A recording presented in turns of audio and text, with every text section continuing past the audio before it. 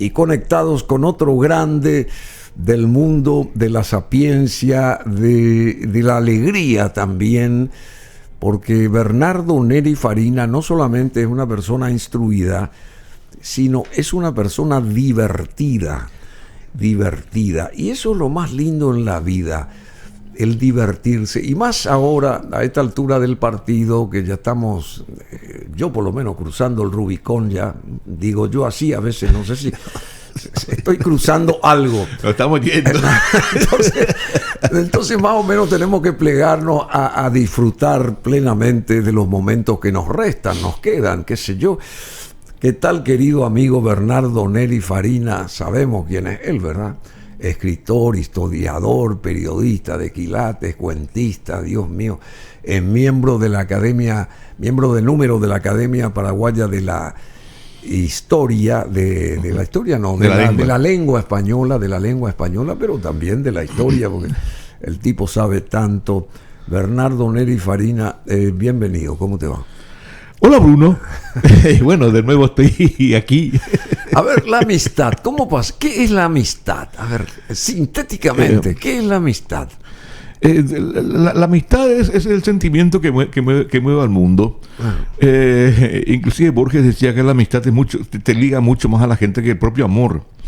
Porque la amistad es absolutamente... que el propio amor. Sí, porque el amor muchas veces, sobre todo el amor entendido, ese amor de pareja, es un sentimiento que unas veces despierta cierto egoísmo, de pertenencia y todo ese tipo de cosas. La amistad no. La amistad se siente nomás. No puedes explicar. Justamente te paro ahí, porque con hermanos y primos, allí, como empecé a enviar salutaciones y qué sé yo, y también las recibía, yo no sé si a un hermano hay que decirle feliz día de la amistad, o a un primo hermano decir lo propio, porque son parientes en primer lugar, ¿verdad? ¿Cómo se califica eso? Digamos, hay relaciones fraternales que llegan al grado de amistad. Por ejemplo, hay hermanos con los cuales vos sos amigo. Hay hermanos con los cuales sos hermano. ¿Sí? Hay relaciones esas de hermandad, ese tipo de cosas, pero hay hermandades que llegan al grado de amistad. Sí, entiendo.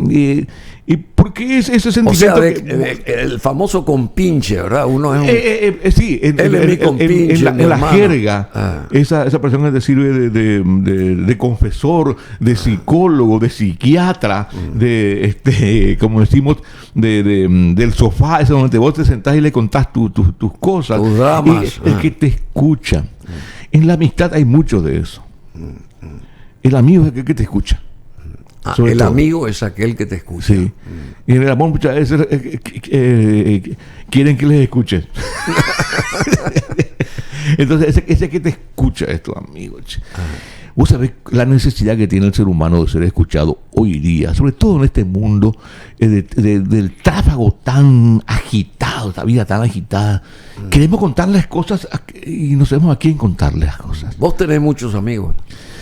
Y no tanto como quisiera, porque yo soy también medio, no selectivo, sino medio argelito también, soy muy encerrado en mis cosas, pero yo siento mucho la cercanía de mucha gente. Sí, tengo amigos con los cuales no me veo constantemente, ni estoy encima, pero vos sabés que están. Esa es también la amistad. En el amor necesitas la compañía, la presencia física. En la amistad no hace falta la presencia física para sentir que en la amistad no necesitas la presencia física. Vos sabés que está. Por ahí hay amigos con los que yo me veo. Te pongo el ejemplo.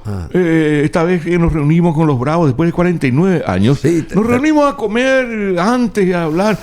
Y era como si no hubiese pasado el tiempo. Los Bravos, la gran orquesta. Forjamos una amistad con Luis Álvarez, con Beto Gómez Rabito, con Neni Ruiz Díaz.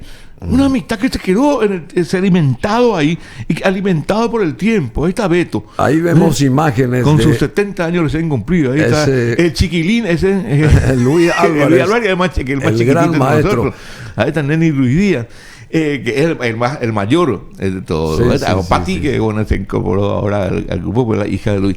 Pero Pati es la hija de Luis, una y ahí está Tincho Gómez. Excepcional. ¿Te imaginas Tincho Gómez, tan amigo nuestro, que vino a Estados Unidos para estar con nosotros? Un sonido fabuloso. Que quería estar con nosotros nomás. Un sonido impresionante ahí en la sala del paraguayo japonés. Sí, en una de estas noches. Ese tipo, por ponerte un ejemplo, y bueno, ¿para qué ir lejos? La amistad que tengo contigo, por ejemplo, que es una amistad que no estamos todo el día juntos, pero sabemos. Y me regaló esto que, bueno, realmente me emociona porque sale la tercera edición de Los Pecadores del Vaticano, cuentos políticos de Bernardo Neri Farina. Esta es su tercera edición. Y él me dijo, bueno, incluí un cuento, digamos, contigo, dedicado a Bruno Masi. Me emociona porque, no sé. Cada cuento está dedicado a una persona que yo quiero mucho. Muchas gracias de corazón. Ramiro Domínguez, Francisco Pérez Maricevilla, Silvia González Valle, y entre ellos un tal Bruno Masi. Bueno, y justamente, muchas gracias, Bernardo. Francisco Pérez Maricevich, de este libro, dice lo que ahora damos lectura. Los cuentos de Bernardo Neri Farina están construidos con fluidez, siguiendo un discurso temporal ceñido que se resuelve en una conclusión imprevista, tal como es de esperar del cuento bien hecho, dice Francisco Pérez Maricevich. Se trata en estos cuentos de recrear la vida tal como se la vivía en los tiempos de Stroessner, con su violencia, su rigor irracional, su corrupción. Muy bien escritos estos cuentos, los cuentos estos que componen este libro, dice Maricevich, son una contribución valiosa a la narrativa paraguaya. En muchos casos son excelentes ejemplos de la manera como la experiencia histórica colectiva puede integrarse con provecho a la textura imaginativa. Qué lindo esto. Uno se imagina muchas cosas. No hace falta entrar en Honduras ahí, sino uno se va. Cobijados por el realismo bien entendido y mejor tratado, los cuentos de los pecadores del Vaticano ya tienen un lugar muy propio en el proceso de nuestra narrativa crítica más valiosa. ¿Por qué lo de los pecadores del Vaticano? La gente se imagina. Sí. A ver. El libro, al lado del cine Roma había una casa de pecado. Y sí, porque cuando se publicó el libro originalmente en el 2006, todo el mundo preguntaba: che, te vas a meter con el Vaticano, cuidado el Vaticano. Bueno, eso creo que estaba muy en onda aquel escritor norteamericano, Dan Brown. Claro. Dan Brown también. No. Sí. El Vaticano paraguayo es mucho más modesto. Código Da Vinci. El Código Da Vinci. El Vaticano, Vaticano es mucho más modesto. Es un burdelito que estaba en la calle Coronel Martínez, casi Colón. Aero, casi Colón. Y le llamaban el Vaticano porque estaba al lado del cine Roma. Claro. No tenía nombre el burdelito. La gente cuando preguntaba, ¿cómo le van a llamar el Vaticano? ¿Y por qué? Porque está al lado de Roma. Está al lado de Roma, claro. Al lado de Roma.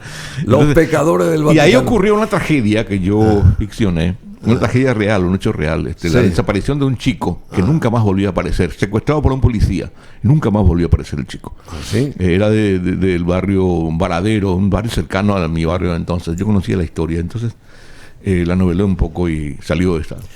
Bueno, y esta es la tercera... La tercera edición hecho en la colección Académicos de la Academia de la Lengua Española. Sí. Bueno, también me llamó la atención, porque invitar a Bernardo es abrir un libro y empezar a nutrirse fehacientemente de todas las cosas importantes. Antes de entrar a este último escrito tuyo que salió ayer en ABC, en la página 11, ¿cómo revelar el fracaso de tu propio partido? Así se rotula este escrito de Bernardo, este análisis de Bernardo Neri Farina. Yo le consulto sobre esta historia con la Argentina. ¿Cuál es tu posición como periodista? Vos, tu rol de periodista, ¿qué pasa con la Argentina? ¿Por qué detienen los buques paraguayos? ¿Por qué no se resuelve ese problema? ¿Por qué ya hace rato no se visionó esta historia para ir puliendo y ver las posibilidades, justamente para no llegar a estadio de cosas, digamos, porque hay que solucionar los inconvenientes posibles. ¿Qué realmente pasa y por qué el encono de Argentina respecto a nuestros barcos y nuestras embarcaciones? Hay un contexto histórico que viene de la época de la colonia. Ya las dificultades que tenían Paraguay, la provincia del Paraguay en aquel tiempo para sacar sus productos a través de la hidrovía Paraguay y Paraná hasta Buenos Aires. Los celos, los enconos, todo ese tipo de cosas, el deseo de Buenos Aires de que el Paraguay se integrara al viejo virreinato del Río de la Plata bajo el poder de Buenos Aires. Después de la independencia también, de la época independiente también hubo problemas, después de la guerra, de ese tipo de cosas, la guerra de la Triple Alianza. Hasta que en 1967 se firma el Tratado de Libre Navegación, que fue un largo proceso. Se firmó entre el gobierno de Stroessner y Onganía. 1967. Creo que fue en julio de 1967. Voy a revisar las fechas exactas. Tratado de Libre Navegación, tratado con el cual se creyó que se iba a solucionar definitivamente este tema. Porque antes de ese tratado, la Argentina obligaba a los buques paraguayos a tener lo que se llamaban prácticos argentinos cuando entraban aguas argentinas. Entonces, tenían que ingresar y manejar las embarcaciones. Sí, un práctico argentino. Entonces todo eso constituía serios problemas. En el Paraguay tenemos un término que es bien práctico. Es una argelería de la Argentina. Una argelería insalvable en el tiempo. Pero aún con aquel tratado oficial que sigue vigente de 1967, seguimos teniendo problemas. En el 2010, en el gobierno de la señora Cristina Kirchner, la Argentina nos impuso el mayor bloqueo naval de la historia del Paraguay después de la guerra de la Triple Alianza. ¿En serio? Era diciembre de 2010, el gobierno de Fernando Lugo, que eran gobiernos afines ideológicamente entre Cristina Kirchner y eran amigos. Eran amigos. Pero fue una humillación para el Paraguay y fue un gran perjuicio para el Paraguay, porque diciembre es el mes, comienzo de diciembre es el tiempo en que entran las mercaderías para la venta, mercaderías de importación para la venta de las fiestas navideñas y la salida de mercaderías paraguayas hacia el exterior. Fue un problema que derivó en una pérdida de unos $300 millones para el Paraguay. 300. Sí, eso fue un golpe bajo que nos metió la señora Cristina Kirchner, que es venerada aquí por varios sectores. Lugo quiso solucionar el problema y se fue a visitar a la señora Kirchner. La señora Kirchner corrió por toda la Argentina para no hacerse encontrar. Fue una humillación eso tremendo. Y ahora con el gobierno también kirchnerista, porque más que sea Fernández el presidente visible, la presidenta Fernández es la que maneja el poder. La que corta el bacalao. Sí. Y en aquel bloqueo del 2010 tiene una razón bien práctica. Pasa que las grandes empresas navieras que transitaban por la hidrovía, trayendo y llevando mercancía desde el Mato Grosso, desde Cáceres hasta la desembocadura del Río de la Plata, eran la mayoría empresas argentinas. Nosotros siempre dependimos de la bandera argentina para transitar por nuestros ríos.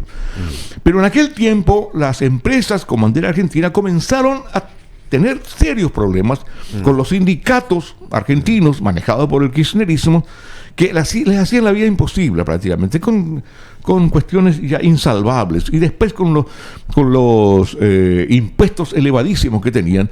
Y entonces las grandes empresas que transitaban por la hidrovía con bandera argentina decidieron trasladarse todas al Paraguay. ¿Ah, sí? Vinieron acá. Vinieron al Paraguay, y con ese aporte, el Paraguay es hoy la tercera mayor fuerza fluvial del mundo. Sí. Primero, flota fluvial. La flota fluvial del mundo. Primero Estados Unidos, después China, no sé si es de orden. Así mismo, Estados Unidos, China y Paraguay. Después Paraguay.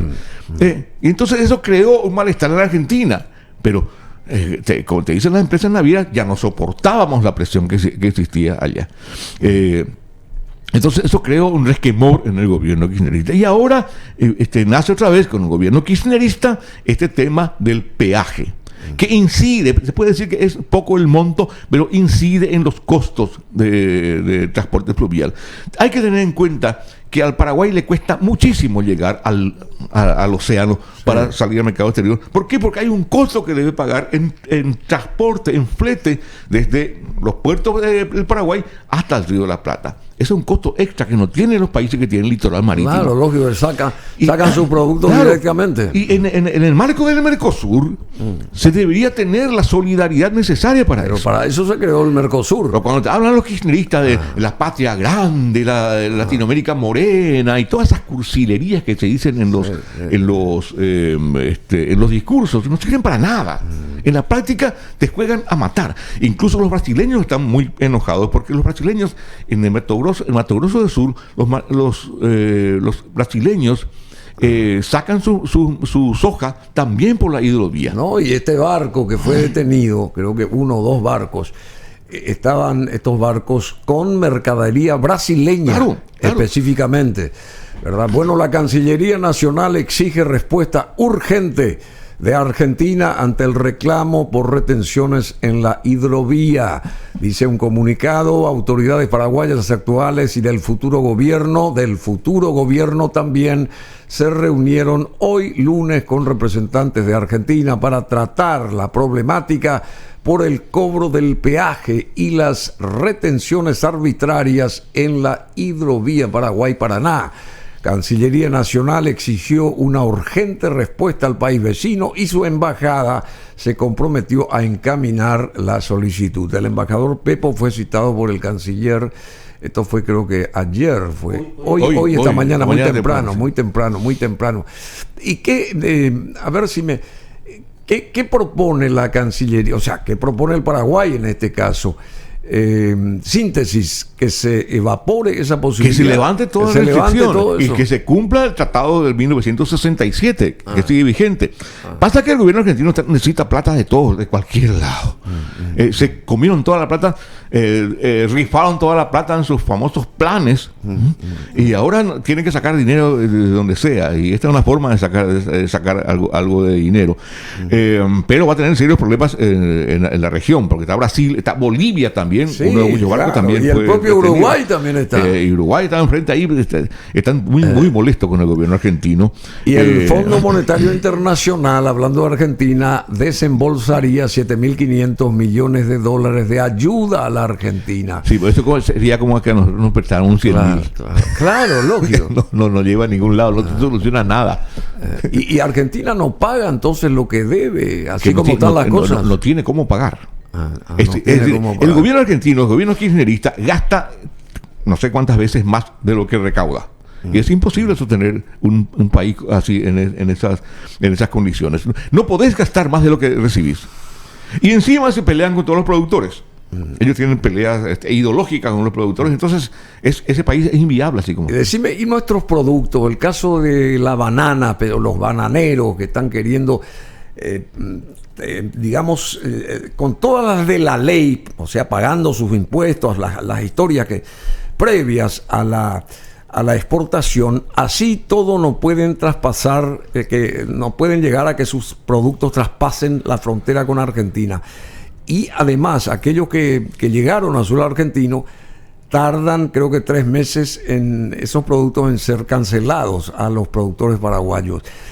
¿Por qué tantas trabas y está esto del Mercosur que bien dijiste, señalaste, y Paraguay no puede conseguir ese tipo de qué sé yo, de ser una cosa más, de haber una cosa más práctica?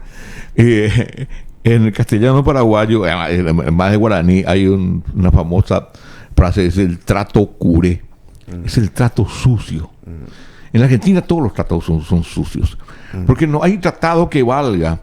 Porque depende del humor y las necesidades del gobierno de turno para que respeten los tratos. Fíjate, nosotros podemos prácticamente exportar productos hortifrutícolas. Sí, porque eso tiene un tiempo de duración. Después, bananas, después se descomponen los productos, claro. Piñas. Ellos parecería querer reimponer de algún modo aquel famoso puerto preciso de Santa Fe. En aquel tiempo, en la época de la colonia todavía, los barcos paraguayos llegaban hasta el puerto de Santa Fe. Del puerto de Santa Fe no podían seguir los barcos paraguayos con productos. Tenían que bajar los productos y de ahí, de Santa Fe a Buenos Aires, ir en carreta. En ¿Te imaginas ese carreta. nivel absurdo? Y llegaban los productos todos descompuestos. ¿Te imaginas el tiempo que tardaban en carreta de Santa Fe a Buenos Aires? Es una cosa, y hasta ahora los argentinos siguen siendo así. En aquel tiempo no eran argentinos, eran criollos. Y vos dijiste Argelería. Argelería, viene Sí. de Argentina. Realmente. Poné un poco la información pasada, digamos, el encabezamiento. Ahí dice retenciones, a ver, por el cobro de peaje y las retenciones arbitrarias. Dice en la hidrovía Paraguay-Paraná, retenciones arbitrarias porque no nos deben de cobrar nada, entonces, supuestamente. Sí. Está el Tratado de Mercosur, está el Tratado de Libre Navegación entre Paraguay y Argentina de 1967, y está también el Tratado de la Hidrovía. Y sí. Es un tratado entre 5 países, Argentina, Brasil, Paraguay, Uruguay y Bolivia. Pero ellos no respetan absolutamente nada. Y después se victimizan. Porque esto es hasta, diría, en el caso de extremos, esto es motivo de declaración de guerra. Pero claro, eso de otros tiempos sería así. Pero sí, es un perjuicio enorme. Pero creo que vos estás al tanto también de que los propios argentinos, a través del puente San Roque González, de Posadas, pasan a territorio paraguayo combustibles que se venden por ellos mismos, los venden ellos mismos en territorio paraguayo, en las fauces de la gente de Encarnación, por ejemplo. Sí. Y nadie protesta, nadie dice nada. Sí, no, realmente. Bueno, ahí también, en el tema combustible, hay también complicidades muy embromadas. Con la aduana. No solo con el sector público, también el sector privado. Está comprobado, hoy se publicó en unos diarios, que apenas el 1% del combustible que viene de contrabando se vende en la calle. El 99% se vende en los servicentros. Quiere decir que ellos son cómplices también del contrabando de combustible. Y la Armada está metida ahí. Y claro, siempre. La Armada estuvo metida en el contrabando siempre. ¿Te acordás del contramirante Hugo González? Ese tipo de cosas. Siempre estuvieron metidos. Y ahora el hermano del vicepresidente que se está yendo, que es el comandante de la Armada. Exactamente. Pero ¿quién les dice nada? Acá pues el gobierno se da por cupos. Tu cupo es el contrabando de harina. ¿Y eso va a seguir así a partir de ahora? Sí. Así va a seguir. Claro. Ahí tenés el caso del vicepresidente Aliana, cuyo cupo es Yacinetá. Él nombró al director de Yacinetá, que es un tipo que no tiene la menor idea de lo que es Yacinetá. Benítez. No sé ni cómo se llama. Va a seguir así. Y es nombrado director de Yacinetá para que salga del Senado y entre en el Senado la señora de Aliana. Es un juego perfecto. Los cupos.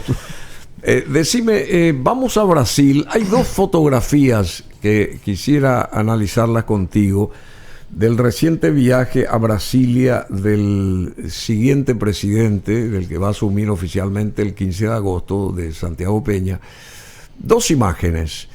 Entre paréntesis, muy buenas fotografías del amigo René, que es un gran profesional de la fotografía, que va con la delegación presidencial paraguaya y estuvo también en la época de el presidente Cartes. Ahí era el que hacía y todo lo fotográfico, y muy buen profesional, entre paréntesis.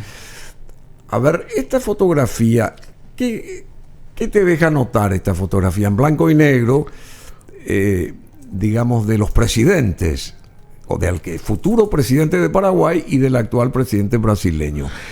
Medios de prensa o periodistas del Brasil señalan que Lula está enamorado de Santiago Peña. Sí.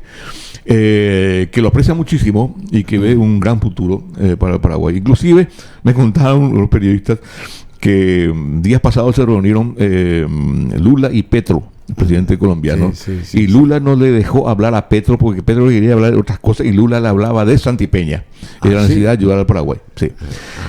Pasa que, primero, que Lula tiene un gran afecto al Paraguay, y es notable cómo los presidentes de izquierda del Brasil, al contrario de los presidentes de izquierda de Argentina, siempre jugaron a favor de Paraguay. Es notable. La binacionalidad de lo que hoy es Itaipú se debe a un presidente brasileño de izquierda, João Goulart. que con quien se puede hablar Stroessner en Tres Marías, la finca de Goulart en Pantanal, y ahí Goulart le prometió que iba a ser binacional toda hidroeléctrica que se hiciera en el río Paraná. Porque los brasileños nos iban a comer crudos. Los brasileños iban a hacer una hidroeléctrica propia suya que se iba a llamar Salto Grande al norte de los saltos del Salto de Guairá. Es el Salto de Guairá, no los Saltos de Guairá. Es un salto con 7 caídas. El salto al norte del Salto de Guairá, que iba a ser de ellos solamente y que iba a incidir en territorio paraguayo, inclusive en el Salto de Guairá. El gobierno paraguayo se enteró de eso y se armó un escándalo internacional, y a raíz de eso después Joao Goulart arregló con Stroessner, le prometió que iba a ser binacional, y fue así. Eso fue en enero de 1964. ¿Y ahí intervino Estados Unidos también o no? No, eso Estados fue Unidos antes. Intervino más tarde. Más tarde. 2 años más tarde. Después Joao Goulart cayó. Los militares le pegaron un golpe de Estado en marzo de 1964, y ahí otra vez hubo que comenzar a negociar con los militares brasileños la binacionalidad de una, no se hablaba de Itaipú, ni se sabía dónde se iban a construir. Porque ellos querían adueñarse, ellos querían tiraron su frontera hacia la nuestra. Claro, su propia hidroeléctrica propia, y iban a inundar. Y nos estaban a nosotros arrinconando. Bueno, y eso solucionó Joao Goulart, un presidente. Y después recordarás el tratado Lula-Lugo, por el cual también, claro, por lo menos algo más nos dieron ¿cómo se llama esto de la recompensa de la y se recaudó el doble o el triple de lo que se recaudaba antes por compensación. Entonces los presidentes de izquierda de Brasil siempre, todo un recuerdo Joao Goulart, y un recuerdo especial para Lula también, y la esperanza también de nuestro relacionamiento con Brasil, que es nuestro principal mercado, a través de la presencia de Lula y su relacionamiento con el presidente Santiago Peña. Bueno, tenemos esa otra imagen, a ver, que también se los vea ambos más sueltos, sonrientes. Como que, no sé, esas imágenes, yo a veces digo, valen más que 1000 palabras, porque parecen dos viejos amigos, un padre y un hijo, más o menos ahí. El reflejo de una asociación de ideas y sentimientos que es muy importante. Y bueno, quizás el Brasil sea el contrapeso de los problemas que nos crea Argentina. Porque los gobiernos argentinos no sabes nunca. ¿Qué va a pasar con ellos? Tanto los de derecha como los de izquierda, no sabes. Ellos juegan sus propios intereses. Brasil también siempre jugó sus propios intereses, pero en el caso de Lula, por ejemplo, ellos tienen más, Lula, por ejemplo, tiene más conciencia de que necesita un Paraguay desarrollado y no un Paraguay pobre que les cree problemas. Eso es el pensamiento de un estadista. Porque muchas veces los presidentes de los países les importa un bledo que su vecino sea pobre y les cree problemas. Bueno, muy interesante, Bernardo. Y vamos a focalizarnos ahora en estos pecados ahí en el Vaticano. Quiero decir, los pecadores del Vaticano. No, esta columna de ayer de Bernardo, cuyo título dice ¿Cómo revelar el fracaso de tu propio partido? Se hizo viral, por supuesto, y fue vilipendiada, si se quiere, también esta diputada Virina Villanueva por su manera de exteriorizar lo que dijo en la Cámara Baja en su momento. No me cansaré, y después de todo ese vilipendio salió a ella a decir, y no me cansaré ni ante las críticas más duras, porque la educación que recibí ya no quiero que otro reciba aquí en mi país. Ella misma dio a conocer de que no estaba preparada con su instrucción personal, porque así fue como le enseñaron, o esa pasantía que tuvo por la escuela o el colegio o la escuela fue totalmente deficiente. Y todo esto manifestó la diputada colorada Virina Villanueva en su descargo tras exhibir su incapacidad lectora en una sesión parlamentaria. Le faltó decir que esa educación, esto ya agrega Bernardo Neri en su análisis, le faltó decir que esa educación que ya no quiere que otro reciba, entre comillas, es la que por décadas ofreció su propio partido en el gobierno, o sea, el Partido Colorado. ¿Por qué ese análisis surge de esta exposición de esta señora? A ver. Porque nos viene muy bien. Sí, ya sé. Porque es una demostración cabal del fracaso del sistema educativo. Y también yo semanas atrás había escrito algo muy esperanzador en el momento en que Santiago Peña nombró a un nuevo ministro, a Villalba, Sí. Nuevo ministro de Educación, Sí. un hombre técnico y sobre todo un hombre humanista. Y además el nuevo ministro nombró un equipo de viceministros que te crean muchas esperanzas, con Federico Mora, con Velázquez Seipel y con María Gloria Pereira, la popular María Gloria en Burucuyá, que es un equipo de pensamiento avanzado en temas educativos, y es un equipo que está mucho más allá de la politiquería, porque el Ministerio de Educación en los últimos tiempos ha sido un nido de politiquería y nada más. A través de las ONGs también. Todo metido es un gran negocio. Las licitaciones en educación son un negociado tremendo. Sí, sabemos. Entonces, con este nuevo equipo, Santiago Peña dio a entender que una de sus prioridades va a ser la educación. Quizás su prioridad va a ser la educación. Inclusive el nuevo ministro había dicho que él le puso en el tapete al presidente electo que el grave drama de educación también es que puede hacer, qué planes puede desarrollar si no tiene recursos. Los fondos necesarios. Y él le dijo los recursos los va a tener. Entonces hay una concatenación de hechos. El nuevo ministro de Hacienda, que posiblemente va a ser ministro de Economía cuando se aparezca esta ley de la fusión Fernández Valdovinos es un amigo íntimo de formación de Santiago Peña. Y entonces yo creo que esa es una antente muy importante de fondos y de un equipo al frente del Ministerio de Educación eminentemente técnico y humanista, que puede revertir la educación. Yo creo que el presidente tiene conciencia de que no va a poder hacer crecer el país sin una plataforma educativa importante, y no lo va a lograr en su presidencia. En 5 años él va a sembrar eso es importante para él, y eso es lo que yo quiero reflejar con esto, para que se den cuenta de que tienen que comenzar a arreglar ellos mismos. El Partido Colorado es poder absoluto ahora, y si se sigue pauperizando la educación, si sigue pauperizando la política, es culpa de ellos. Esto del Ministerio de Educación, el Ministerio de Economía, ¿estás de acuerdo vos? Yo no tengo elementos para juzgar que sea bueno o que sea malo, pero yo sé que hay muchos economistas que hace mucho propusieron eso. Inclusive Dionisio Borda ya había propuesto que la necesidad acá es un Ministerio de Economía que englobe todo el espectro económico, porque el Ministerio de Hacienda es apenas un recaudador Sí, que claro. funge del Ministerio de Economía sin serlo. Entonces yo por depósito de personas, por algunos economistas que más o menos me indican eso,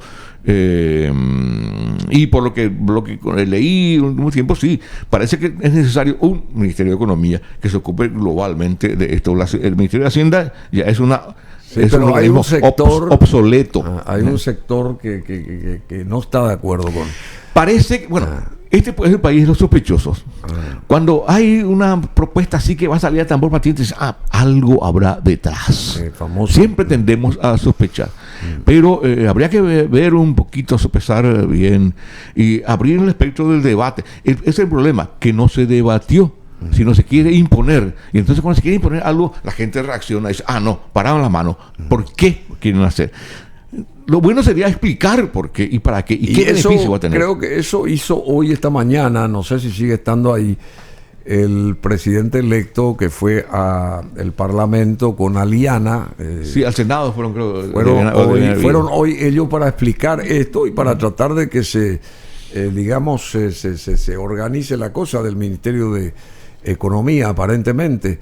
Más temprano que tarde, por lo menos eso es lo que... Bueno, pero vamos a lo de la columna de Bernardo Neri Farina de ayer en ABC. ¿Cómo revelar el fracaso de su propio partido? Mencionamos a la diputada colorada Virina Villanueva en el ojo de la tormenta. Tuvo ella reproches encendidos, se viralizó mucho por esa dificultosa lectura. O sea que no está, una diputada al parecer que no estaba en condiciones técnicas de estar en un curul por esa incapacidad del manejo de la lengua, al parecer, pero ella expuso una problemática fabulosa de estos chicos que fallecen o las madres que están ahí encorsetadas porque el Ministerio de Salud, en este caso, no les brinda el apoyo necesario cuando están naciendo, nacen sus criaturas. Y bueno, ese tipo de cosas. Del norte es esta señora Virina Villanueva, de la parte de Concepción, una ciudad cercana a Concepción, el norte. San Alfredo. San Alfredo. Es una diputada de San Alfredo, una pequeña localidad del departamento de Concepción, con unos 7.000 habitantes. Ella creo que fue intendenta, sí, también de esa localidad. Y vos sabés que tengo sentimientos encontrados frente a lo que yo después encontré respecto a ella. Porque ella es muy querida en su comunidad. Se nota eso, se nota. Hizo una muy buena gestión como intendenta. Y está el hecho, por ejemplo, que con sus propios recursos les paga los estudios a 86 jóvenes de su comunidad. Que todos los días ella envía a Concepción a esos 86 jóvenes en un transporte medio propio, de transporte, sí. para que estudien. Bueno, de hecho ella es heredera de una fortuna bastante considerable. Eso es otro punto. Ese es otro punto. Pero que aplica esa fortuna en beneficio de su comunidad. Lo que yo cuestiono un poco es por qué no aplicó esa fortuna también en beneficio propio, para formarse un poquito. Claro. Porque también está el otro lado de la cuestión. Ella es muy útil en su comunidad, brinda muchos beneficios a su comunidad, es muy querida en su comunidad, pero cuando ella afronta un compromiso mayor nacional ya, ella debe tener cierto escrúpulo en no mostrar esa cara de indigente e intelectual que mostró, sino ella debe prepararse un poquito en el camino para tratar de elevarse intelectual de y zafar la cosa. Sí. Y claro, primero para ser diputada, y después porque que sea monolingüe también no es descalificador. Perdón, que hable guaraní. Y ella no puede hablar en guaraní. Puede hablar, porque el guaraní y el español son lenguas oficiales. Es idioma oficial. Y si ella no sabe el español, ¿por qué no habla en guaraní? Aquel diputado González Quintana, sí, claro, que era una maravilla hablando en guaraní.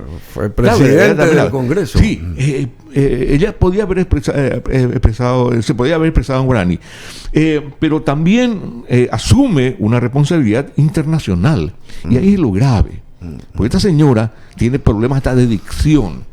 Y vos cuando te vas a un organismo internacional y te presentas ahí, y cuando te ven tus pares argentinos, brasileños, uruguayos, porque ella va a ir ahora a Montevideo a representar al Paraguay.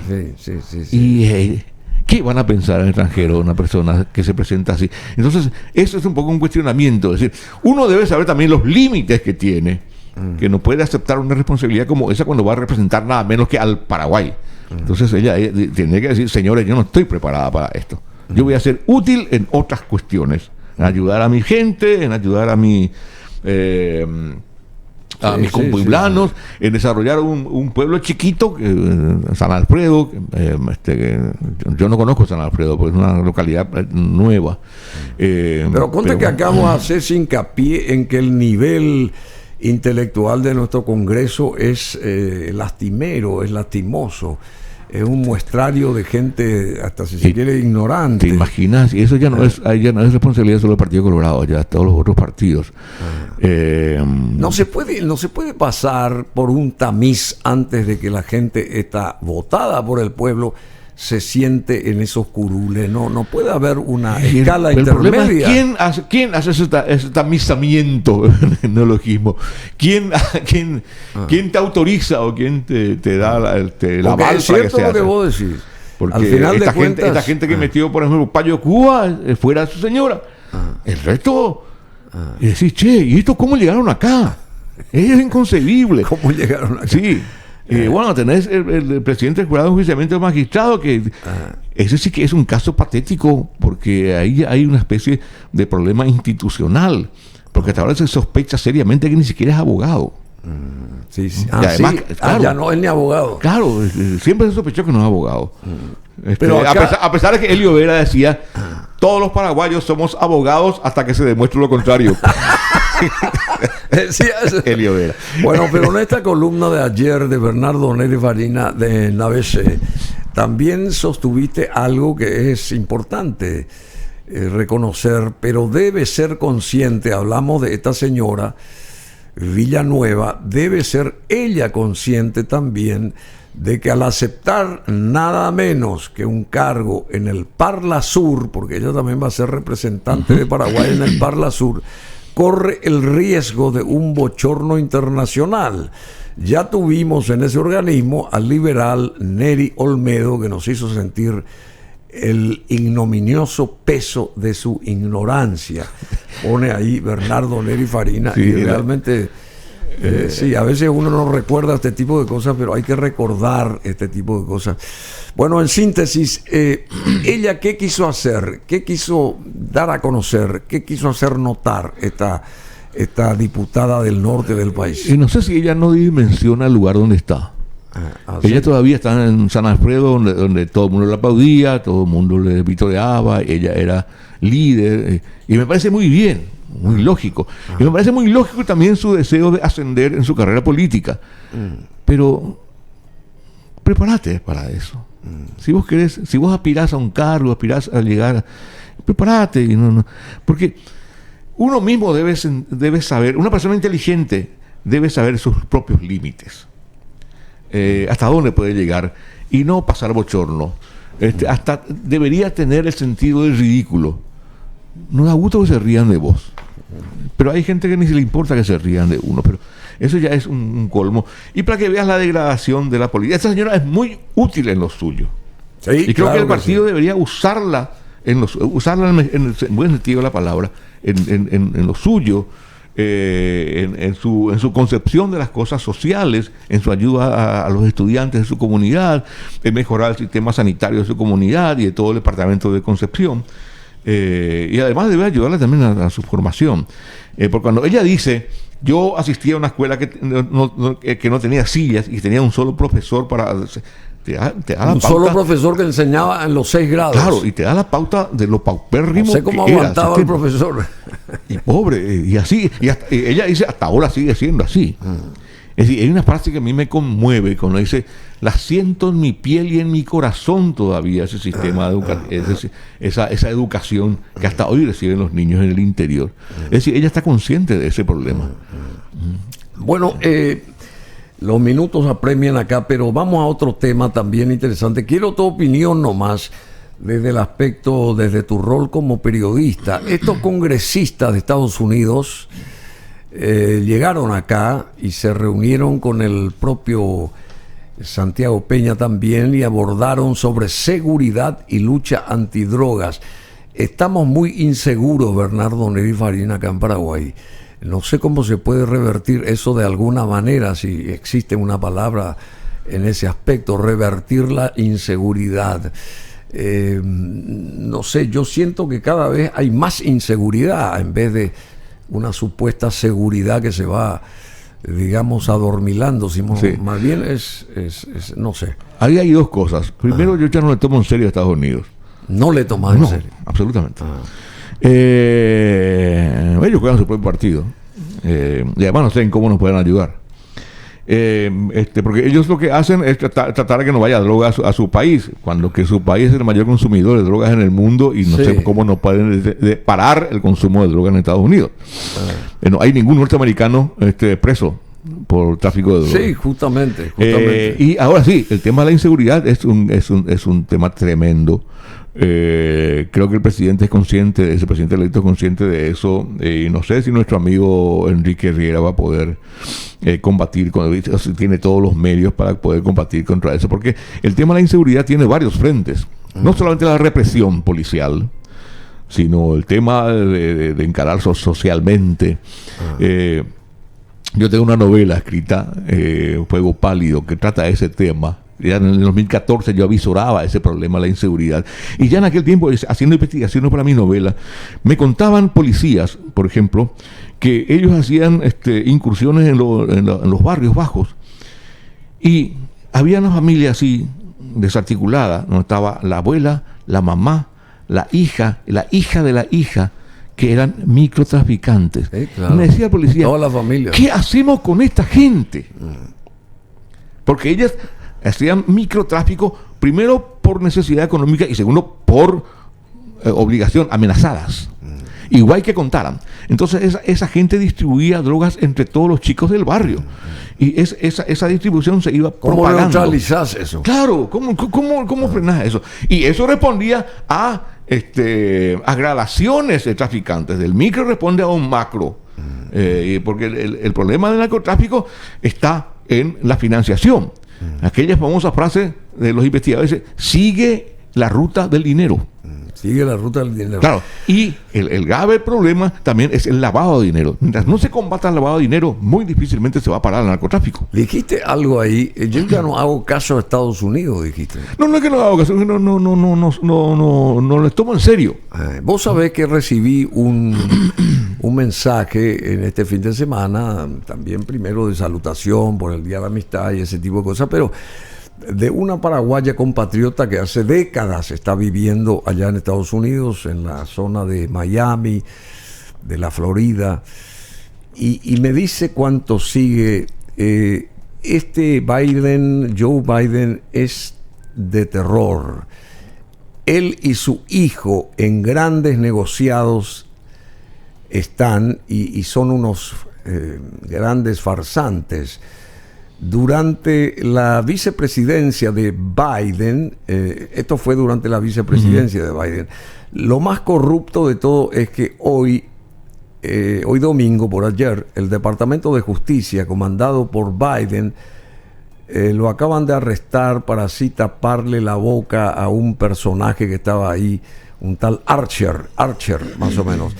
Bueno, comandado por Biden, lo acaban de arrestar para así taparle la boca. Pues el presidente Biden es el más corrupto de todos los presidentes en la historia de este país. Dice una paraguaya que hace décadas está allá. Está metido en ello. Nunca creíamos que viviríamos toda esta corrupción en este país. Contra la magia no se puede luchar. Contra la mafia no se puede luchar. Todos tenemos vergüenza ajena de tener un hombre corrupto, inepto, que esté al mando de este gran país. La actitud de esta administración es tal cual como la de países socialistas. Trabajan, eliminan la oposición y solamente están pendientes de callar la verdad. God bless you. Me envía esta señora este mensaje, una paraguaya que hace años está. Bueno, es una manera también de catalizar, digamos, esto que se muestra acá como que es lo más grande, lo del el devenir de Estados Unidos a través de Biden. Así que al final de cuentas uno no sabe, y también la posición de la embajada de Biden acá en Asunción, lo que sabemos que ocurrió últimamente. En fin, hay que ajustar muchas cosas, Bernardo Neri Farina, y esperemos que este actual gobierno, o sea, que el gobierno que asuma, que ingrese oficialmente el 15 de agosto, se ponga los pantalones largos en ese aspecto y nos haga respetar, y que también los embajadores o representantes diplomáticos de países que son hermanos, supuestamente, se ciñan a esos nuevos códigos que deben de imperar en beneficio nuestro de conseguir que seguir consiguiendo de que seamos un país independiente, ¿verdad? En muchos aspectos. El problema es que nosotros no podemos seguir dependiendo políticamente de nadie. En lo económico sí, no es que debemos ser dependientes, sino debemos trabajar juntos. Ningún país puede por sí solo manejarse, ¿no? Pero sí, políticamente no podemos depender de que Estados Unidos tome medidas contra fulano o la Unión Europea, no. Primero debemos arreglar la casa nosotros. Si nosotros no arreglamos nuestra casa, nadie va a venir a arreglárnosla. O van a venir afuera a arreglarnos nuestra casa en la medida que les conviene ese arreglo a ellos. Claro, no ese medida que es le el grave conviene. problema. No mirando nuestros propios intereses, sino los intereses de ellos. Entonces, nosotros tenemos que buscar la manera de solucionar. Primero, la inseguridad, el narcotráfico. Segundo, el tema educacional y cultural. Todos los países desarrollados lo son en la medida que tienen pueblos cultos. Y la salud después. Y la salud, porque que va a venir por añadidura. Cuando vos tenés cultura, tenés un sistema sanitario mucho más potable. Si sos ignorante, no pensás luego ni siquiera en la salud. No hay crecimiento económico sustentable posible sin un pueblo culto. Eso es innegociable. Yo te agradezco mucho. Esas dos imágenes que expusimos acá de Lula y de Santiago Peña y Lula, respecto a Itaipú, vos decís que vamos a tener unos 50 siguientes años mucho más productivos o beneficiosos a favor de Paraguay con esta dupla que al parecer que se gustan en el mejor sentido, de que son afines, qué sé yo, amistosamente, porque esas imágenes al parecer demuestran la paternidad de un país grande o de un padre grande con un hijo que está queriendo aflorar y que está queriendo hacer bien las cosas, digamos. ¿Cómo viene vendría la mano? Yo soy políticamente incorrecto.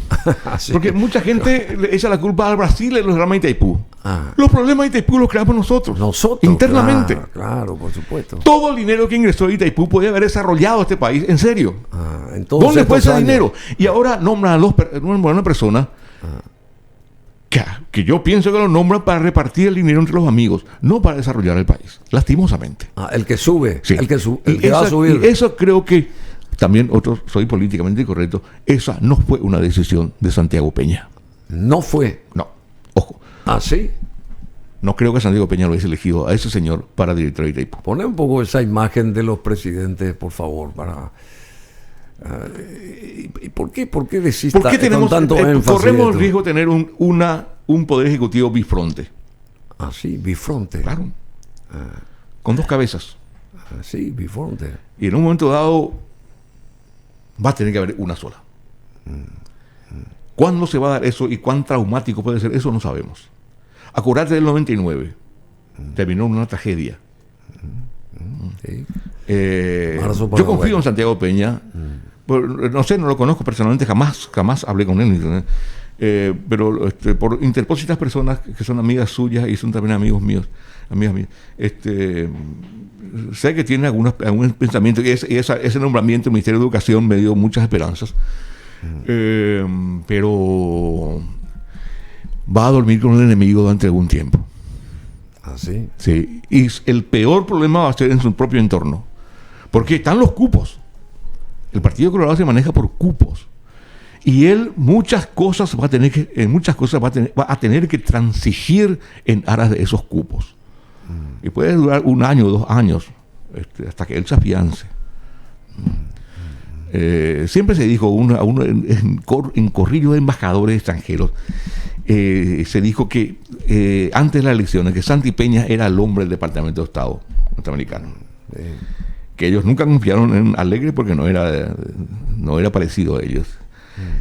Pero que Santi Peña era el hombre, pero tenía el problema que tenía la persona que estaba detrás. Entonces eso habrá que ver. Si esa persona que está detrás es consciente de que debe calmar sus apetencias personales y pensar en el país, vamos a tener 5 años espléndidos, si es que se decide. Pero si cada uno piensa en sus propios intereses, vamos a tener problemas. Bernardo, muchísimas gracias. Bernardo Neri Farina, y vamos a remontarnos a ese show del paraguayo japonés con este tema de Deep Purple, Smoke on the Water. Bueno, creo que estuvo ahí también en ese listado, ¿no? Sí. Sí, ¿verdad? Es una canción emblemática para claro. aquel tiempo de los años 60 y 70 con Deep Purple, la voz de Ian Gillan. Y con Bernardo Neri Farina y los Bravos también en escena en aquel momento. Bueno, en aquel momento no, hace unas semanas atrás. Smoke on the Water, Deep Purple.